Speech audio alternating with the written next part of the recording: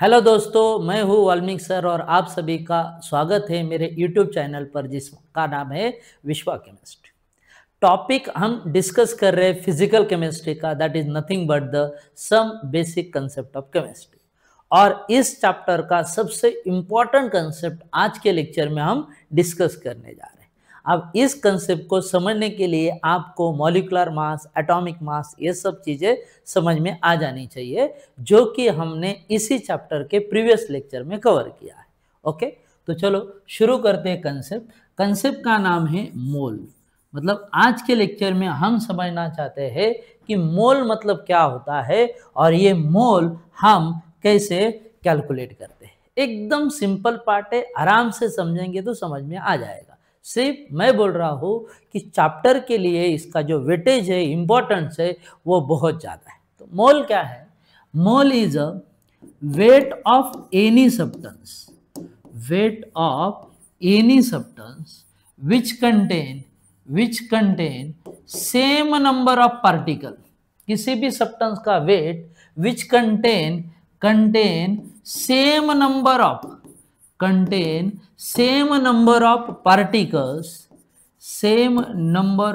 particles present in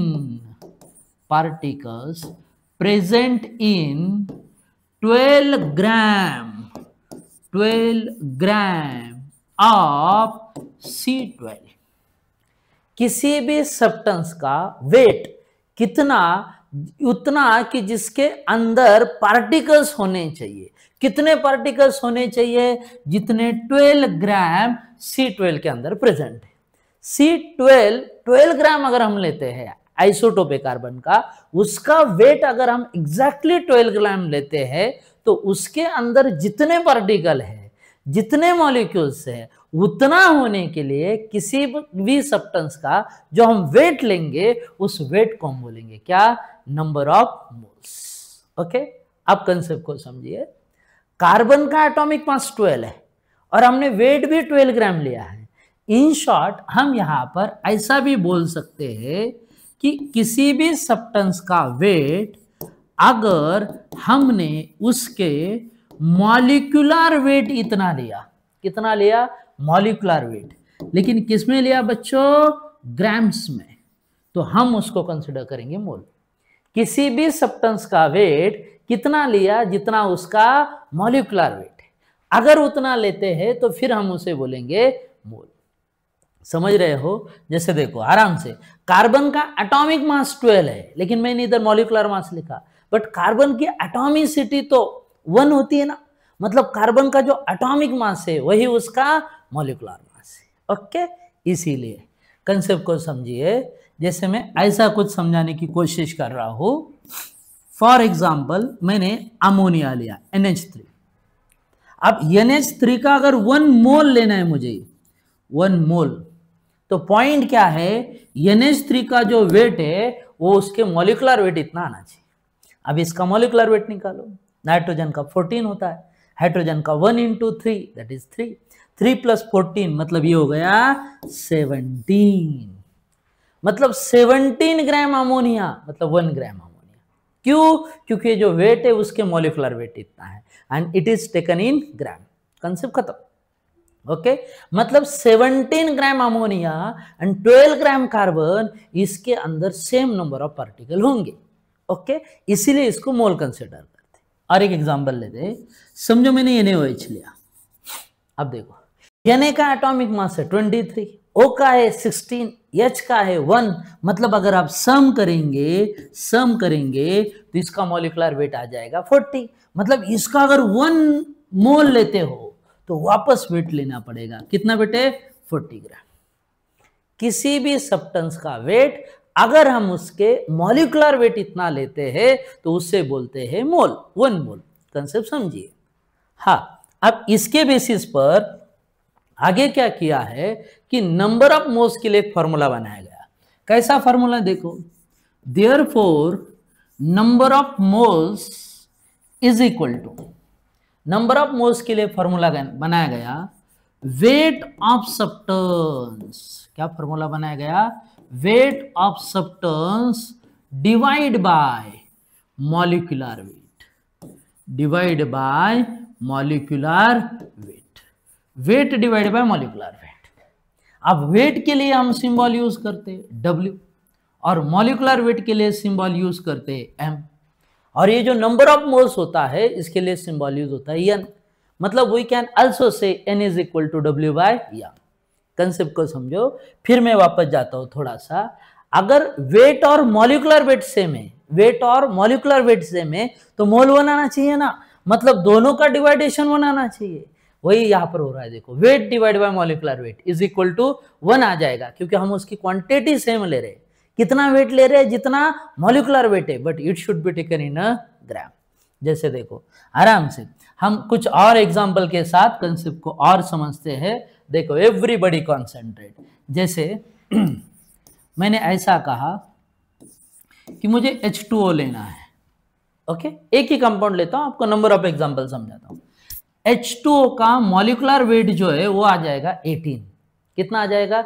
18। Check कर सकते हो आप, हाइड्रोजन का 1 इंटू 2 ऑक्सीजन का 16, टोटल हो गया 18। अब इसके मोल निकालने के, अब मैंने कहा कि समझ लीजिए मेरे पास 18 ग्राम ही वाटर है। अब 18 ग्राम H2 अगर ले लिया तो इसके मोल कैसे निकालेंगे? फॉर्मूला क्या है? W by M। अब W की वैल्यू कितनी है? 18। मॉलिक्यूलर वेट भी कितना है? 18। W मतलब वेट, M मतलब मॉलिक्यूलर वेट, तो मोल कितने आ गए इसके? 1। खत्म कंसेप्ट। अब इसी जगह पे अगर मैंने ऐसा कहा कि 9 ग्राम H2O है, कितना H2O है? 9 ग्राम। और यहां पर अगर हम नंबर ऑफ मोल्स निकालना चाहते हैं तो फिर W by M he, but अब वेट कितना है? 9 ग्राम, लेकिन वाटर का वेट, मॉलिक्यूलर वेट तो फिक्स है ना, कितना? 18। तो 9 बाई 18 मतलब 1/2, 1/2 मतलब हम लिखेंगे 0.5 mole. That's one in the concept. Okay, आप ऐसा कोई भी एग्जांपल ले सकते हो। जैसे देखो और एक एग्जांपल लिया मैंने, एग्जाम्पल थोड़ा सा बड़ा, C6H12O6, जानते हैं सब, ग्लूकोज है। ग्लूकोज का मॉलिक्यूलर वेट होता है, ओके, कितना? 180। फिर मैं बोलूंगा 180 अगर इसका मॉलिक्यूलर वेट है तो 180 ग्राम लिया तो 1 मोल है। वो तो कंसेप्ट क्लियर हो गया कि weight equal to molecular weight, then number of moles is 1। Okay, but other than अगर आया, वो छोड़कर कुछ अलग आया तो, जैसे देखो मैंने इसमें एक छोटा सा एग्जांपल बताया, 36 ग्राम ग्लूकोज ले लिया मैंने, 36 ग्राम। अब N निकालो, N के लिए वही फॉर्मूला है W बाई M। मैंने कहा 36 ग्राम ग्लूकोज ले लिया, मॉलिक्यूलर वेट कितना है? 180। अब देखो 1 जा और ये 2 जा, इधर 0 बचा है मतलब 10, 2/10 मतलब मेरा आंसर आ गया 0.2। ऐसा किसी भी वेट में, जैसे मैंने देखो और एक कंसेप्ट कंसिडर किया, मैंने कहा कि समझ लीजिए ग्लूकोज का वेट है कितना? 1.8 ग्राम, स्मॉलर क्वांटिटी कंसिडर किया। अब वापस N निकालिए, फिर वही फॉर्मूला 1.8 डिवाइड बाय कितना? 180। नंबर से पता चल रहा है ये 1/100 आएगा, 1/100 आया मतलब ये हो गया 0.01। ओके, तो ये आ रहे हैं मोल्स किसके? ग्लूकोज के। कितना सिंपल कंसेप्ट है। सिर्फ आपको समझना है कि किसी भी सब्सटेंस का वेट, अगर हम उसके मॉलिक्यूलर वेट इतना लेते हैं तो उसको बोलते हैं मोल, दैट इज 1 मोल। हाँ, अगर वेट वेरिड किया तो मोल्स वेरिड हो सकते हैं। अब उसके लिए फिर ये फॉर्मूला याद रखो, number of moles is equal to W by M। Okay, इसमें और एक इंटरेस्टिंग टर्म है, अगर हम सिंगल आइटम का वेट कंसिडर करते तो वो होता है 10⁻⁻27 kg। ओके, ग्राम में भी ले लिया तो वो होता है 10⁻24 ग्राम। और हम यहां पर डायरेक्ट मॉलिक्यूलर वेट इतना वेट ले रहे और वो भी ग्राम में, मतलब 10⁻24 या 27 जो है वो तो हमने गायब कर दिया। मतलब आप कंसेप्ट को समझने की कोशिश करिए कि हम सिंगल आइटम का या सिंगल मॉलिक्यूल का वेट नहीं ले रहे, हम बल्क ऑफ आइटम का या बल्क ऑफ मॉलिक्यूल का वेट ले रहे, और उस बल्क ऑफ मॉलिक्यूल को हम यहां पर मोल कंसिडर कर रहे हैं। ओके, मतलब मैं सिंपल बोल रहा हूं कि अगर हम सिंगल आइटम या सिंगल मॉलिक्यूल का वेट लेते हैं तो वो ग्राम में बहुत छोटा है, यहां पर हम लार्जर वैल्यू कंसिडर कर रहे हैं। इसीलिए एक मोल सब्सटेंस में एक मॉलिक्यूल या एक एटम नहीं होगा, उसके अंदर के नंबर ऑफ पार्टिकल्स बहुत ज्यादा होंगे। और वो कितने ज्यादा होंगे ये समझने के लिए अगला कंसेप्ट, और वो अगला कंसेप्ट है एवोगैड्रोस नंबर। कौन सा नंबर? Avogadro's number. क्या है देखो Avogadro's number. Okay, Avogadro's number is a number of particles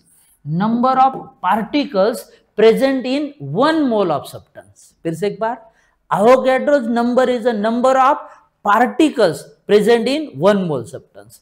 किसी भी सब्सटेंस का अगर हमने 1 मोल लिया तो उसके अंदर कितने पार्टिकल्स होंगे, टोटल पार्टिकल्स कितने होंगे, उसको बोलते हैं एवोगैड्रोस नंबर। बात को समझिए। ओके, सिंपली मैं यहां पर ऐसा लिखता हूं, number of particles in 1 mole of any substance. किसी भी सब्सटेंस का अगर हमने 1 मोल ले लिया तो उसके अंदर जितने पार्टिकल्स होंगे उन पार्टिकल्स को बोलेंगे क्या रे बेटे? मोल्स। कंसेप्ट खत्म। पहले समझिए, सिंगल एटम का वेट, सिंगल मॉलिक्यूल का वेट, वो एटॉमिक वेट और मॉलिक्यूलर वेट है। वो अगर हम ग्राम में भी कंसिडर करेंगे तो 10⁻⁻24 है। कन्वर्जन कर रहे हैं हम एटॉमिक वेट का और मॉलिक्यूलर वेट का इनटू द ग्राम। लेकिन मोल में क्या किया, उसका वेट एग्जैक्ट ले लिया, कितना? जितना मॉलिक्यूलर वेट या एटॉमिक वेट है उतना। तो उसके अंदर के पार्टिकल्स बढ़ गए ना, तो बढ़े हुए पार्टिकल्स मतलब एवोगैड्रोस नंबर। ओके, आराम से। इस एवोगैड्रोस नंबर के लिए सिंबल दिया जाता है Na stand for Avogadro's number. और इसकी वैल्यू होती है 6.022 इंटू 10⁻23। कितनी होती है? 6.022 इंटू 10⁻23। ओके, आराम से समझिए मैं क्या समझा रहा हूं। मतलब 1 मोल में इतने ही पार्टिकल आएंगे, नो मैटर कि वो कौन सा सब्सटेंस है। जैसे देखिए, हमने 12 ग्राम कार्बन कंसिडर किया। अब 12 ग्राम कार्बन मतलब कार्बन का 1 मोल हुआ ना। अगर ये 1 मोल है तो इसके अंदर के पार्टिकल कितने हैं? 6.022 इंटू 10⁻23, क्योंकि 1 मोल है। अब 1 मोल है कैसे पता चला? मैंने 12 ग्राम लिया। 12 ग्राम तो एटॉमिक मास है ना, किसका? कार्बन का। या अभी अभी हमने अमोनिया देखा था, अमोनिया का मॉलिक्यूलर मास है 17, मतलब 17 ग्राम अगर अमोनिया लेते हैं हम, मतलब 1 मोल है। और अगर ये 1 मोल है तो इसके अंदर के पार्टिकल है कितने? 6.022 इंटू 10⁻23। ऐसा कंसेप्ट। कोई भी कंपाउंड ले लो, अभी अभी हमने NaOH लिया था, NaOH का मॉलिक्यूलर मास था 40, मतलब हमने 40 ग्राम अगर NaOH ले लिया तो इसका भी 1 मोल हो गया। अगर इसका 1 मोल हो गया तो इसके अंदर के पार्टिकल भी हो गए 6.022 इंटू 10⁻23। अब समझ रहे होंगे कि कोई भी सब्सटेंस अगर उसके मॉलिक्यूलर वेट इतना ले लिया तो समझ जाना उसका 1 मोल लिया। अगर उसका 1 मोल लिया तो उसके अंदर के जो नंबर ऑफ पार्टिकल्स है वो हमेशा एवोगैड्रो नंबर इतने होते हैं। मतलब कितने? 6.022 इंटू 10⁻23। Okay, that's one. अब मैं कोई भी सब्सटेंस, जैसे अभी हम ग्लूकोज डिस्कस कर रहे थे, ग्लूकोज का मॉलिक्यूलर मास था 180, मतलब 180 ग्राम लिया तो ग्लूकोज का 1 मोल लिया। अगर ग्लूकोज का 1 मोल लिया तो उसके अंदर के पार्टिकल हो गए कितने? एवोगैड्रोस नंबर इतने। ओके, अब और एक इंटरेस्टिंग पॉइंट इसमें, अगर NaOH 40 ग्राम है तो 1 मोल है। अब समझ लीजिए मैंने इसको डबल कर दिया, मतलब 40 ग्राम के जगह पे 80 ग्राम ले लिया। अगर मैंने 80 ग्राम लिया मतलब नंबर वेट जो है, मतलब वेट जो है वो डबल किया मैंने। अगर वेट डबल किया तो उसके अंदर के नंबर ऑफ पार्टिकल भी डबल होने चाहिए कि नहीं? मतलब एवोगैड्रो नंबर से डबल पार्टिकल्स आने चाहिए। ओके, मैं क्या समझा रहा हूं कि अगर हम नंबर ऑफ मोल्स बढ़ाएंगे तो नंबर ऑफ पार्टिकल्स भी बढ़ेंगे। ओके, इसलिए एक फॉर्मूला है, किसी भी सब्सटेंस के नंबर ऑफ मॉलिक्यूल्स जो होते हैं वो डायरेक्टली प्रोपोर्शनल होते हैं। किसको? N को। किसको? यन को। मतलब मोल ज्यादा तो मॉलिक्यूल ज्यादा, ओके, मोल कम तो मॉलिक्यूल भी कम। हाँ, अब ये प्रोपोर्शनैलिटी साइन जो है ना बच्चों, समझने की कोशिश करो, ये जो प्रोपोर्शनैलिटी साइन है इसे कैंसिल करने के लिए ही अवोगाड्रोस नंबर आया है। मतलब हम यहां पर ऐसा लिखेंगे n इंटू एन ए। बात को समझो, n is the number of moles and n is Avogadro's number. हाँ, आप इसको और आगे भी कर सकते हैं, n की जगह पे डाल सकते हैं W/m into N A. Okay, मतलब नंबर ऑफ मॉलिक्यूल्स निकालने के लिए मेरे पास फॉर्मूला हो गया, कौन सा? n इंटू एन ए, या W/m into N A. W is a weight, m is a molecular weight, n is a Avogadro's number. That's only the concept. Okay, अब देखो, जैसे मैं कुछ एग्जांपल ट्राई करता हूं इसके अंदर के। जैसे मैंने कहा कि मेरे पास 8 ग्राम CH4 है, कंसेप्ट समझिए। अब इसके मॉलिक्यूल्स निकालने हैं मुझे, क्या निकालने? मॉलिक्यूल्स। ओके, अब CH4 का सबसे पहले आप मॉलिक्यूलर वेट निकाल लीजिए। कार्बन का 12 होता है, हाइड्रोजन का 1 इंटू 4 दैट इज 4, 4 प्लस 12 मतलब ये हो गया कितना? 16।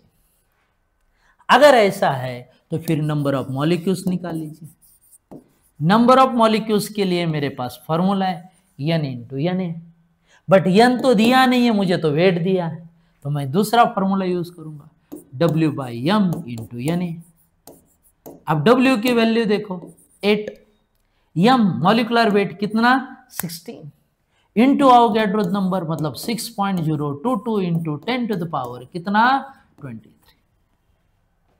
ओके, मतलब ये आएगा 1 जा, ये आएगा 2 जा, 2 से इसे डिवाइड कर दो, आंसर आ जाएगा मेरा 3.011 इंटू 10 टू द पावर 23 आ गए मॉलिक्यूल्स। ओके, समझ रहे हो? एक तो मुझे वेट देगा, वेट से मुझे नंबर ऑफ मॉलिक्यूल्स पूछेगा। हाँ, या फिर दूसरा चांस ऐसा है, मुझे ऐसा भी पूछ सकता है, सेम मीथेन ही है, लेकिन मैंने कहा मीथेन के 2 मोल ले लिए, ओके, 2 मोल CH4 ले लिया, ओके, और वापस पूछा इसके नंबर ऑफ मॉलिक्यूल्स बताओ। अब मोल दे दिया ना, तो फिर नंबर ऑफ मॉलिक्यूल्स के लिए formula number of molecules is equal to क्या बेटे? अब n into N A use करिए, वेट की जरूरत ही नहीं है ना, अब n into N A use करिए। ऐसा अगर किया तो n is 2, N A is 6.022 into 10 to the power 23, double कर दीजिए इसको, ये आ जाएगा कितना? 12.044 इंटू 10 टू द पावर 23। इसका डेसिमल भी शिफ्ट कर सकते, अगर डेसिमल पीछे ले लेते तो ये अभी 23 है, ये हो जाएगा 24।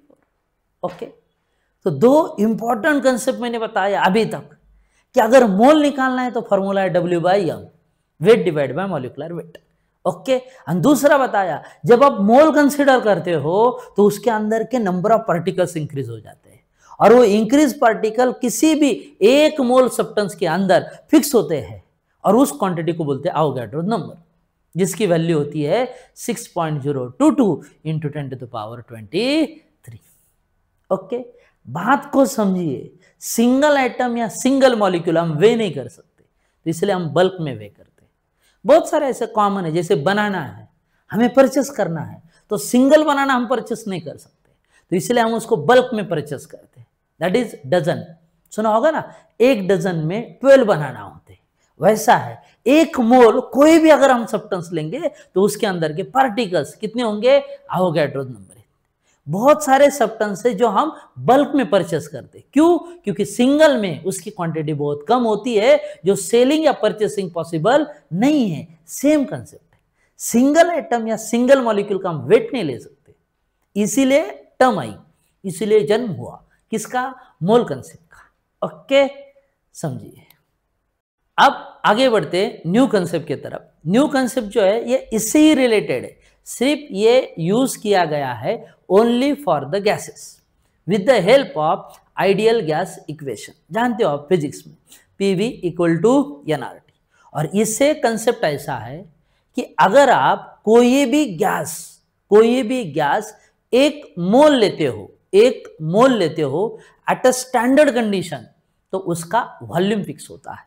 आराम से मैं ऐसा समझा रहा हूं, इसको अवोगाड्रोज लॉ भी बोलते हैं कि 1 mole of substance always contain 1 mole of substance always contain same volume of gas, same volume of gas at STP. STP का मतलब होता है standard temperature pressure.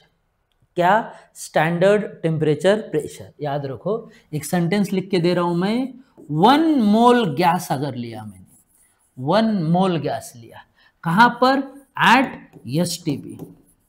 Okay, STP का मतलब होता है standard temperature pressure. Standard temperature होता है 273 kelvin, okay, and standard pressure होता है 1 एटमॉस्फेयर। कंडीशन पे किसी भी 1 मोल गैस का जो वॉल्यूम होता है वो होता है 22.4 लीटर। 1 मोल गैस का, इसको बोलते हैं अवोगाड्रोज वॉल्यूम। कौन सा वॉल्यूम? अवोगाड्रोज वॉल्यूम। इसलिए इसको इंडिकेट करते बाय सिंबल V0। फिर से कि अगर 1 मोल सब्सटेंस है तो उसका वॉल्यूम फिक्स है, सिर्फ कंडीशन क्या है?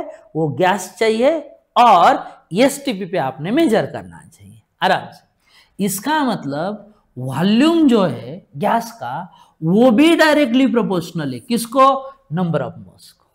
Therefore volume is equal to number of moles into constant, and that constant is nothing but the V0। V0 को हम बोलते हैं अवोगाड्रोज वॉल्यूम। मतलब ये फॉर्मूला ऐसा हो जाएगा, V is equal to N into 22.4। Okay, लेकिन याद रखो कंडीशन है एसटीपी पे मेजर करना चाहिए। कहां पर? एसटीपी पे। जैसे देखो, और दूसरा पॉइंट मैंने बताया ये सिर्फ गैस के लिए। जैसे एग्जांपल के लिए मैंने कहा कि 1 मोल O2 लिया मैंने, O2 ऑक्सीजन गैस लिया एट एसटीपी, तो फिर इसका वॉल्यूम कितना होगा? आराम से, N की वैल्यू 1 है तो वॉल्यूम कितना आएगा? 22.4 लीटर। मैं ऐसा समझा रहा हूं, अगर एसटीपी कंडीशन है, मैंने इधर ऑक्सीजन लिया है, ऑक्सीजन की जगह पे अमोनिया भी लिया होता तो भी वॉल्यूम आता कितना? 22.4। या कोई अदर गैस भी लिया होता तो भी वॉल्यूम आता कितना? 22.4। और कुछ एग्जांपल के साथ कंसेप्ट को समझते। जैसे देखो, मैंने ऐसा कहा कि मेरे पास 7 ग्राम N2 गैस है। क्या है? N2 gas at STP, standard temperature and pressure. और मैंने पूछा आप इस कंडीशन पे गैस का वॉल्यूम क्या होगा? मतलब वॉल्यूम समझना है इसी कंडीशन के ऊपर। एकदम सिंपल है। देखो एवरीबॉडी, अब वॉल्यूम के लिए फॉर्मूला क्या है? N इंटू 22.4, बट इधर N तो दिया ही नहीं। ओके, तो फिर ऐसा और एक N के लिए फॉर्मूला हो सकता है ना, W बाय M इनटू कितना बेटे? 22.4। कितना? 22.4 ऐसा।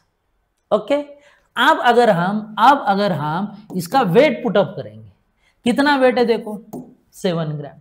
मॉलिकुलर वेट कितना आएगा N2 का? नाइट्रोजन 14 होता है, 14 टू जा 28 इनटू कितना? 22.4।